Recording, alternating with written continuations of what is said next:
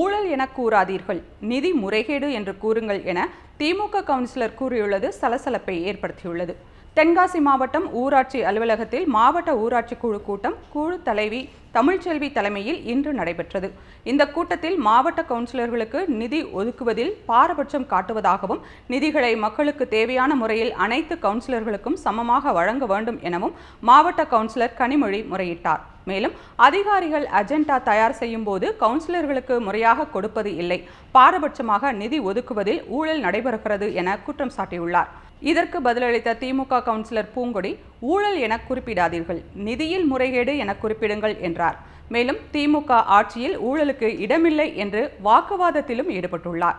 இதையடுத்து கடுமையான வாக்குவாதமாக ஏற்பட்ட நிலையில் கவுன்சிலர்கள் ஒருவரை ஒருவர் ஒருமையில் பேசிக் கொண்டனர். திமுக ஆட்சியில் ஊழல் என்று கூறாதீர்கள், நிதி முறைகேடு என்று கூறுங்கள் என ஊழலுக்கு வேறு பெயர் சூட்டிய கவுன்சிலர் தொடர்ந்து வாக்குவாதத்தில் ஈடுபட்டார்.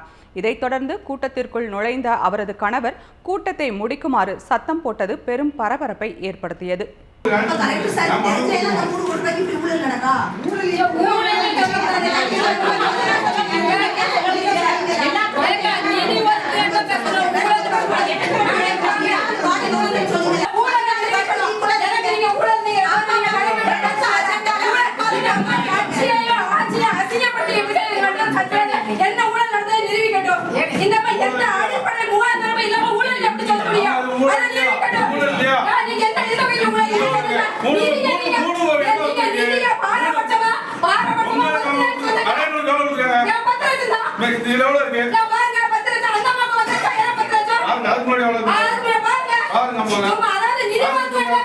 ஆமா